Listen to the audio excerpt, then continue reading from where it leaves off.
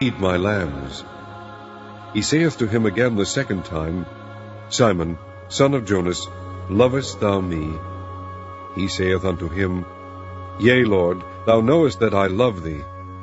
He saith unto him, Feed my sheep. He saith unto him the third time, Simon, son of Jonas, lovest thou me? Peter was grieved because he said unto him the third time, Lovest thou me? And he said unto him, Lord, thou knowest all things, thou knowest that I love thee. Jesus saith unto him, Feed my sheep.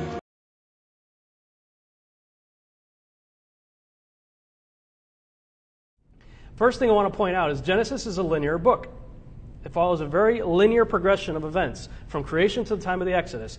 Chronological order of events. It's not written in a non-linear fashion. He's not jumping all over the place. Second, the entire Torah is also written in a linear fashion. And Genesis 6 is entirely in a pre-flood context. Everything he's talking about in Genesis 6 is pre-flood. They will look at my colleagues who disagree with me will look at that phrase and also after that and apply it to Numbers 13:33 and some of the other scriptures that talk about giants after the flood. I say no. There's nothing in the text that would indicate that this is in any way jumping nonlinear all of a sudden. And I'll show you why using both the scripture itself, the Hebrew, as well as the synchronized, biblically endorsed extra-biblical text. There were giants in the earth in those days, and also after that, when the sons of God came unto the daughters of men, and they bare children to them, the same, I want to focus on that one too, became mighty men, which were of old, men of renown. In Hebrew, the words that I've got highlighted there in color, giants is the word Nephilim.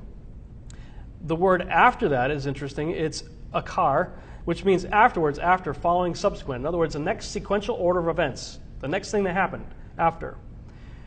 When is the Hebrew word Asher, Strong's number 834, translated here as when, but more often is translated as because. In fact, 73 times it is translated as the word because versus 44 times as when. Why is that important? Well, if you change that word to because, then all of a sudden it becomes a first cause issue as opposed to a repeat offense issue.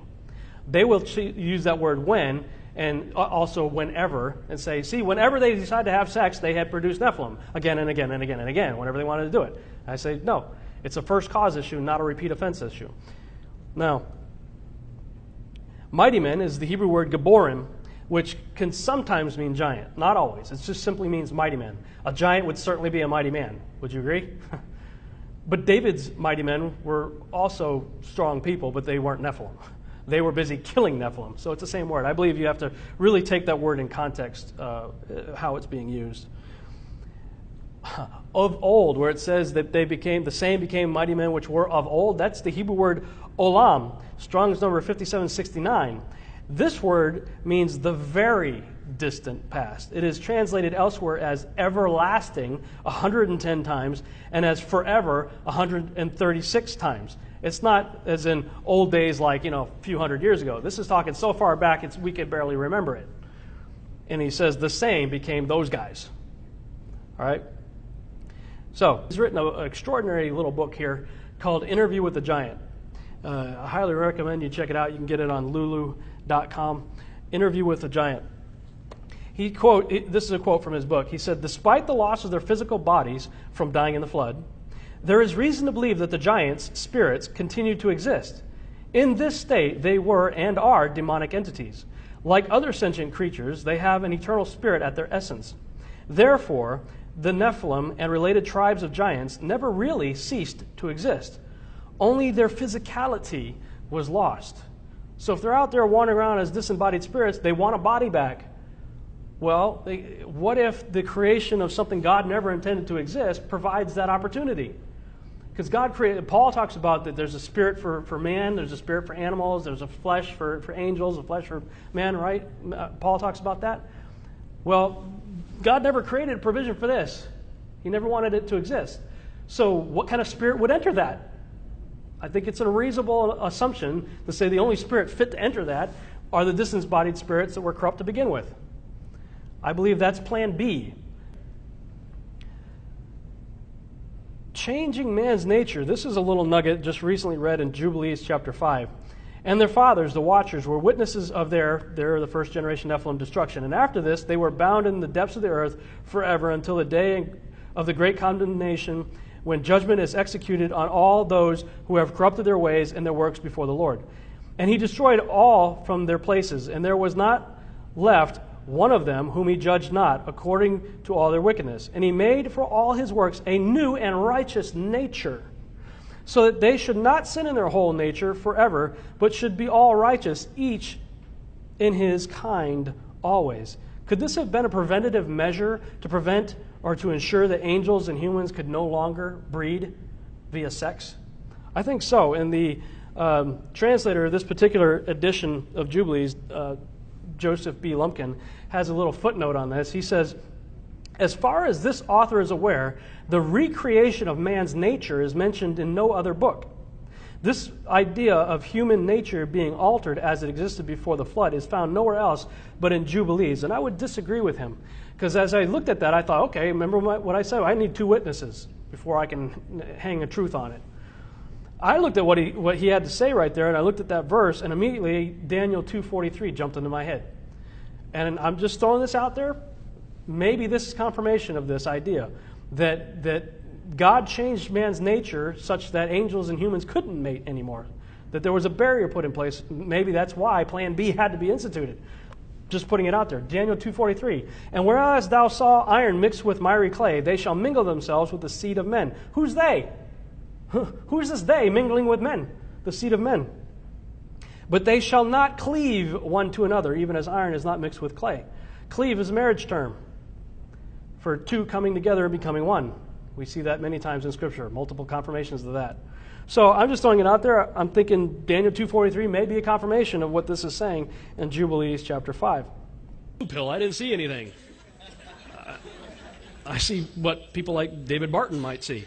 You know, see all the pretty pictures on the bottom? Christian heritage, right? I recommend you all watch Chris Pinto's documentaries, The Hidden Faith of Our Founding Fathers, Eye of the Phoenix, New Atlantis, Riddles and Stone. Check those out. Okay?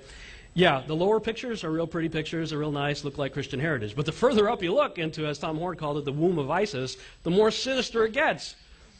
You have the frieze of American history there, and yeah, you do have depictions of United States of America history on there.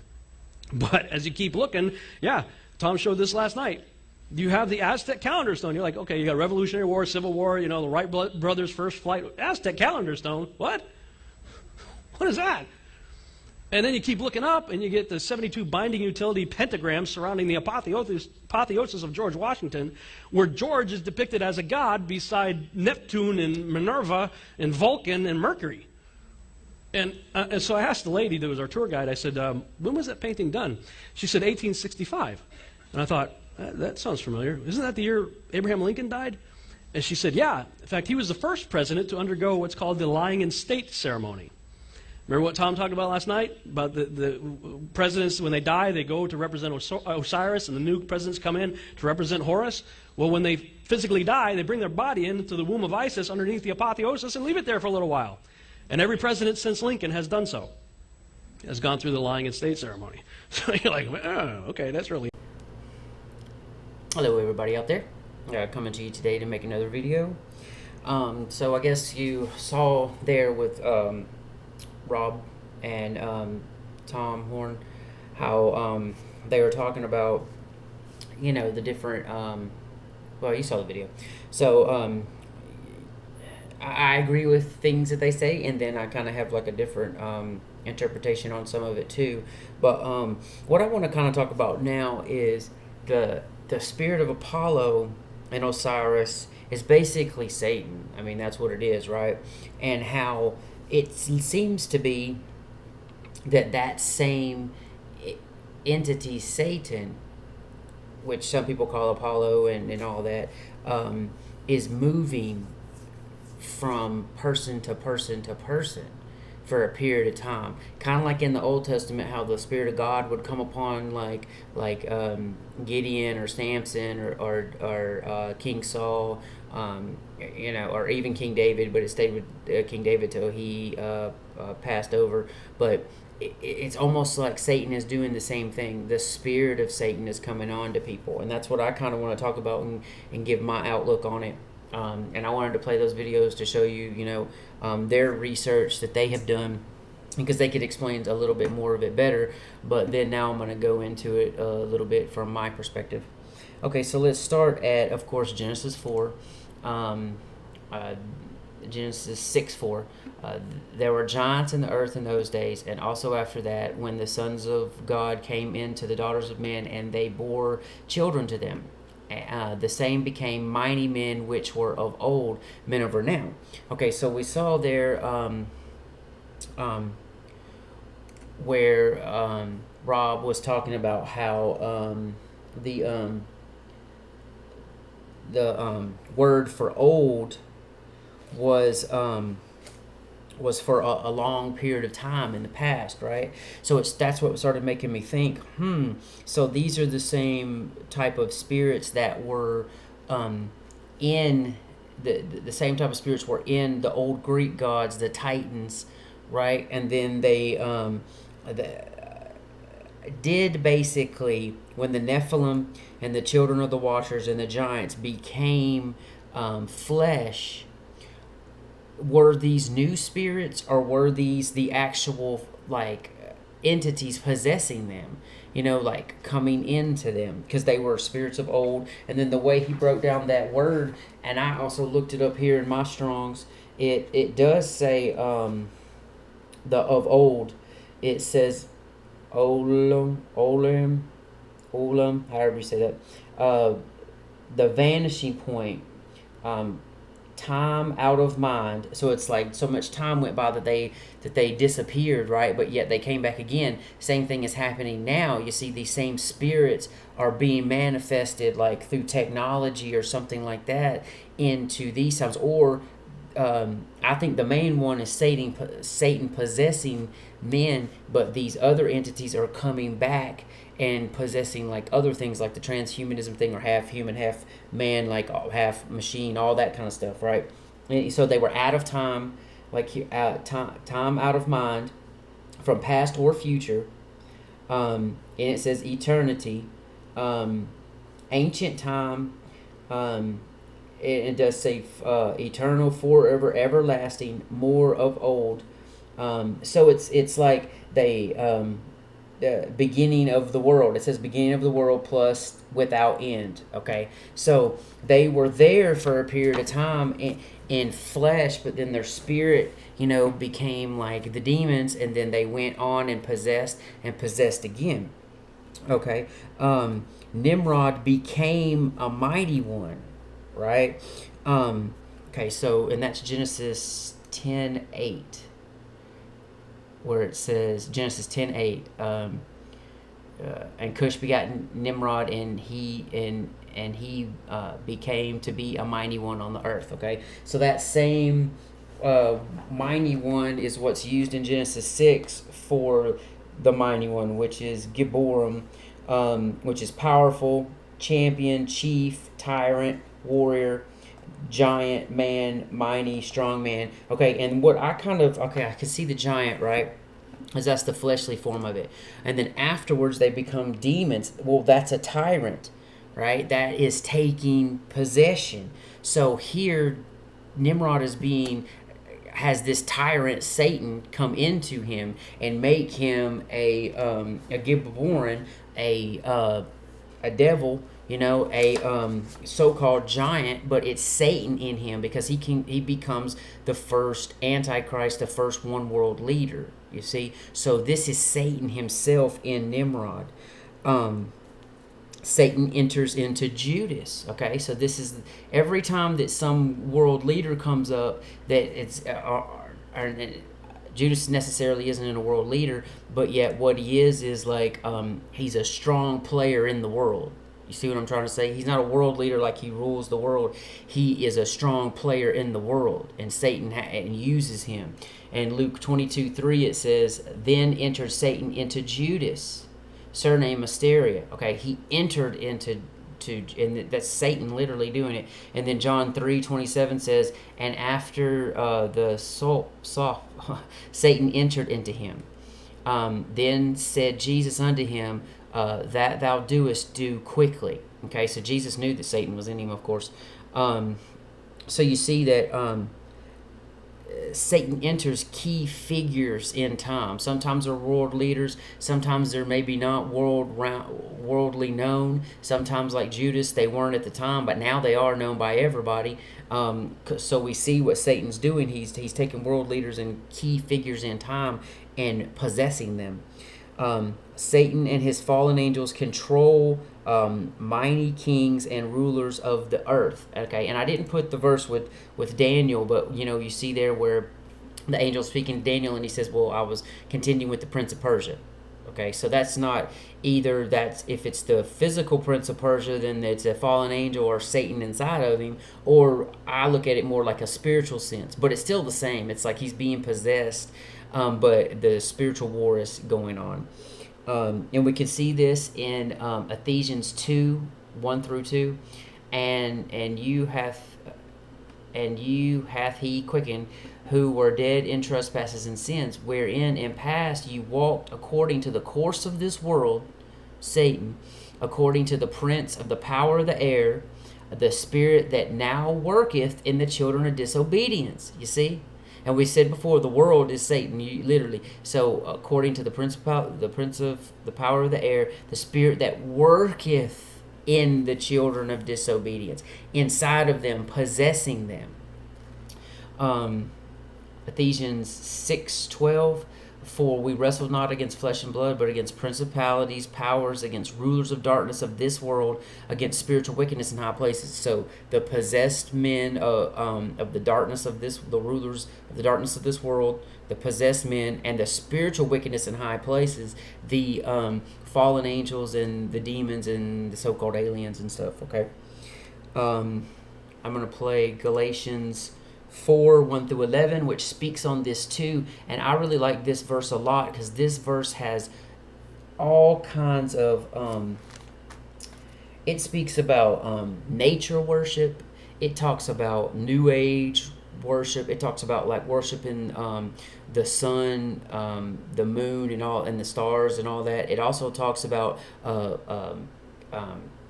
fire, water, earth, and wind, worship elements, worshiping the elements, those 4 elements, and it just breaks all that down, and that's basically, what do we get that from? We get all witchcraft from the watchers, from the fallen angels, right? And we get all false religion from Babylon, which is Nimrod, which is Satan in it. So it's all satanic. Galatians 4. Now I say that the heir, as long as he is a child, differeth nothing from a servant, though he be Lord of all, but is under tutors and governors until the time appointed of the Father. Even so we, when we were children, were in bondage under the elements of the world. But when the fullness of the time was come, God sent forth his Son, made of a woman, made under the law, to redeem them that were under the law, that we might receive the adoption of sons. And because ye are sons, God hath sent forth the Spirit of his Son into your hearts, crying, Abba, Father. Wherefore thou art no more a servant, but a son, and if a son, then an heir of God through Christ. Howbeit then, when ye knew not God, ye did service unto them which by nature are no gods. See, they are no gods, they're demons, they're satanic, okay? But you once at time did service for them. But now, after that ye have known God, or rather are known of God, how turn ye again to the weak and beggarly elements, whereunto ye desire again to be in bondage? See, God created all the elements so they're weak compared to us, because we have the Spirit of God in us. We have, all that much, the power in us. Ye observe days and months and times and years. I am afraid of you, lest I have bestowed upon you labor in vain. Okay, so you see there, that's the same type of control and rulership that they try to, the fallen angels and Satan try to have over people. Okay, Okay, you saw how, I know he kind of ran through it fast, but he was talking about, Rob Skiba was basically talking about the rising ceremony for U.S. presidents, about how they go into that room and then they bring the spirit of Osiris on them, right? Or Apollo or Satan, really. They're bringing the spirit of Satan onto them so that they can go and lead, all right? Let me play this first and then well, no, let me just go ahead and say it. So, to me, have you ever noticed how presidents, before they come into office, they'll have all these great ideas, and I know they're liars, but let's just say that not all of them are liars, and that there are a few of them that really want to do good. They're out to do good, and they want to help people and change the country for the better and all that kind of stuff. Do you ever notice how they talk one way, they act one way until they get into the White House, and then they're completely different? They age like faster than anybody I've ever seen. They'll come in, handsome and black or brown headed and ready to go do their job, and then young looking, and then 4 to 8 years later they'll come out looking like they've aged 50 years. They're just like withered and stuff. That's because the spirit of Osiris, Apollo, Satan is in them, sucking the life out of them. It's sucking the life out of them. I mean, he's death. He comes to steal, kill, and destroy. Yeah, so he's in. You got that power, and I think that you have to make that decision. God puts the kings in place of rulership, and then what happening is Satan comes and tempts them, like the same way he did King Saul. He pulled King Saul away from of God. He tried to do the same thing to David. If you read, Satan goes to David and does certain things, and he makes him stumble, but David's heart would never turn from God. Okay, so let's look also here at Luke 4. Luke 4, 5 through 8. And the devil, taking him up into an high mountain, showed unto him all the kingdoms of the world in a moment of time. And the devil said unto him, All this power will I give thee, and the glory of them, for that is delivered unto me, and to whomsoever I will, I give it. If thou therefore wilt worship me, all shall be thine. And Jesus answered and said unto him, Get thee behind me, Satan, for it is written, Thou shalt worship the Lord thy God, and him only shalt thou serve. Okay, so see, Satan there, it says that all the power will I give thee, and the glory of them, for that is delivered unto me. Okay, so it's like God gave him that ability to go and do that. And just like with Job, he couldn't have really done anything to Job unless God allowed it, because Job was with God, right? And so some of these presidents and stuff, maybe they go in with God, but then they allow Satan to possess them, especially if they go through these rituals. If they're going through these rituals and they're a Christian, they should know better than to do it. It's the same, but they could go in naive, I guess, but it's kind of the same thing like when a Christian student goes to college. Okay, well, the whole institute really of a college is Illuminati and Freemason and satanic, but they go to like Greek sororities and fraternities and make oaths to Greek gods, so the same type of thing. That's not good, and God takes that kind of stuff very seriously. Think about it, like all in the Old Testament, that's what mainly is it about, is he got mad because they were worshiping demons, because they're not other gods, they're demons, they're fallen angels. Okay, so also let's look at how Satan, I believe, entered into Cain. Genesis 4, 5 through 16. But unto Cain and to his offering he had not respect. And Cain was very wroth, and his countenance fell. See, he got wroth and his countenance fell. So that's Satan at that time, like entering into Cain. And the Lord said unto Cain, Why art thou wroth? And why is thy countenance fallen? If thou doest well, shalt thou not be accepted? And if thou doest not well, sin lieth at the door. See? And unto thee shall be his desire, and thou shalt rule over him. See? Satan. And Cain talked with Abel his brother. And it came to pass, when they were in the field, that Cain rose up against Abel his brother, and slew him. And the Lord said unto Cain, Where is Abel thy brother? And he said, I know not. Am I my brother's keeper? So see, now he's just all, Satan is interested in him, and what has he become? He's become a liar. He's become a murderer, a deceiver. And he's uncaring because he's like, he doesn't care about his brother, And he said, What hast thou done? The voice of thy brother's blood crieth unto me from the ground. And now art thou cursed from the earth, which hath opened her mouth to receive thy brother's blood from thy hand. When thou tillest the ground, it shall not henceforth yield unto thee her strength. A fugitive and a vagabond shalt thou be in the earth. Okay, now think about that. What does it say in Job about Satan? He's on the earth walking to and fro. Okay, he was on the earth walking to and fro. What does it say in Peter? He's a roaring lion walking around to and fro, who he can devour. A lion stalks its prey, walking around all the time, all day. And Cain said unto the Lord, My punishment is greater than I can bear. Behold, thou hast driven me out this day from the face of the earth, and from thy face shall I be hid. And I shall be a fugitive and a vagabond in the earth. And it shall come to pass that every one that findeth me shall slay me. And see, that just sounds like exactly what Satan's punishment is. He was cast out from God onto the earth and, pushed away, and now there's nothing but murder and sin and greed and everything that surrounds him. And the Lord said unto him, Therefore whosoever slayeth Cain, vengeance shall be taken on him sevenfold. And the Lord set a mark upon Cain, lest any finding him should kill him.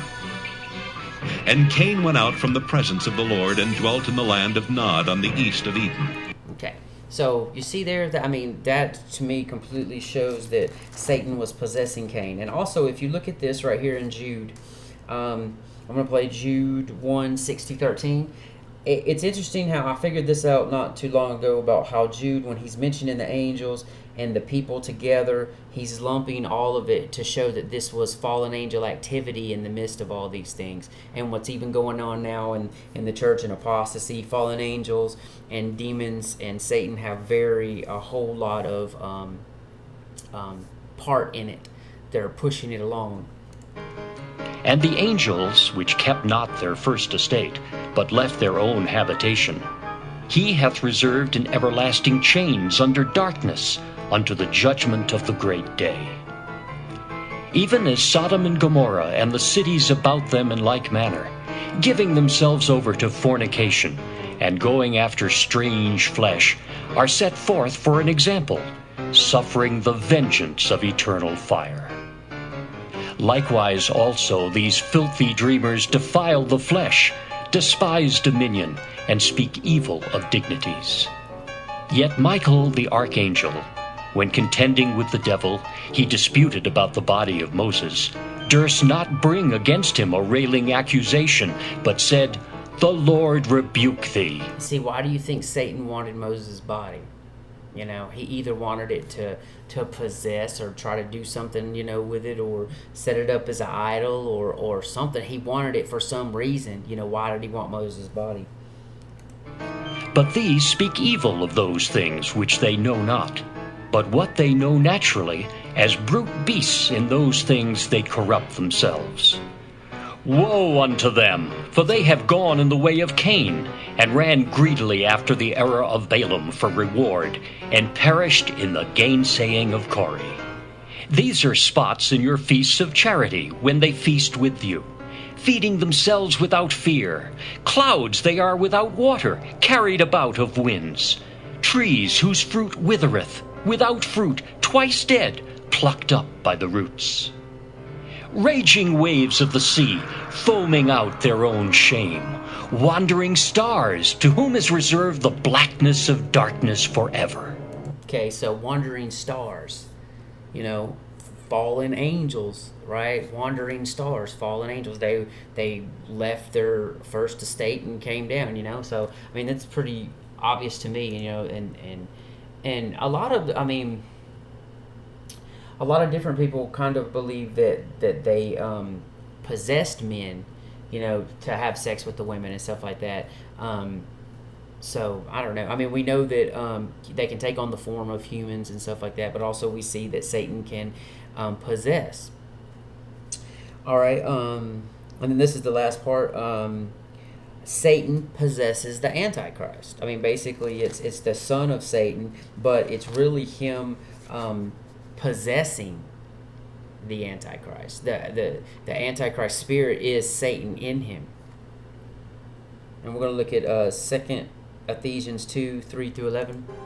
Let no man deceive you by any means, for that day shall not come except there come a falling away first, and that man of sin be revealed, the son of perdition. Okay, and perdition is Apoleia, Apollyon. So it's Apollo, Nimrod, Satan. So I mean, it's telling you right there, flat out. Who opposeth and exalteth himself above all that is called God, or that is worshipped, so that he, as God, sitteth in the temple of God, showing himself that he is God. And what do we see that in? Isaiah 14, right? I will exalt my throne above God. I. So Isaiah 14, it's Lucifer, it's Satan. Remember ye not that when I was yet with you I told you these things? And now ye know what withholdeth, that he might be revealed in his time. For the mystery of iniquity doth already work. Only he who now letteth will let, until he be taken out of the way. And then shall that wicked be revealed, whom the Lord shall consume with the spirit of his mouth, and shall destroy with the brightness of his coming.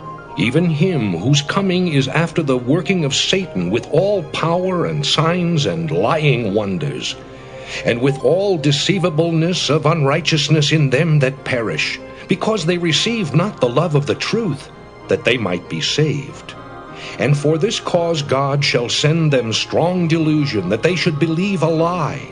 Right, so it's crazy. It's just like Satan tries to copy everything that God does. So God sent his son, down, and he had his spirit in him, and the Holy Ghost and everything, So Satan tries to copy the same type of things, right? So it's him doing like all of this. I mean, he has assistance from fallen angels and all that other stuff, but he's literally possessing these people to get them to do the things that he wants them to do. And then Revelations 9:11 says, and they had a king over them, which is the angel of the bottomless pit, whose name in Hebrew tongue is, I don't know, I can't say that word. I know I'm going to mess it up. Abaddon, I'm sorry. But in the Greek tongue hath his name Apollyon.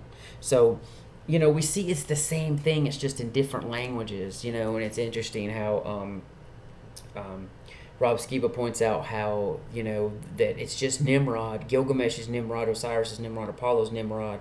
It's just that he went to different, when God split the tongues, they just went to different parts of the world, and they spoke in different languages about the same man, the same one world leader king who was possessed by Satan.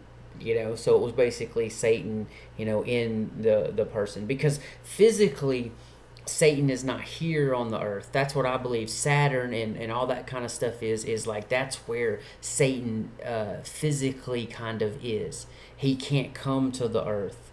And we see that in Revelations 12, when now woe to the earth because Satan has come down, right? So spiritually, though, he is kind of here working, and doing his best to kind of get to us that way. But physically, he's defeated here and he can't come, but yet God's going to let him, allow him to come again in the end to play his role. All right, well, that's what I wanted to share with y'all today. I hope y'all got something out of it, and I just thought it was pretty interesting. Okay, well, wake and watch for Yeshua. God is love, and I love God. If I were the devil, if I were the devil, if I were the prince of darkness, I'd want to engulf the whole world in darkness.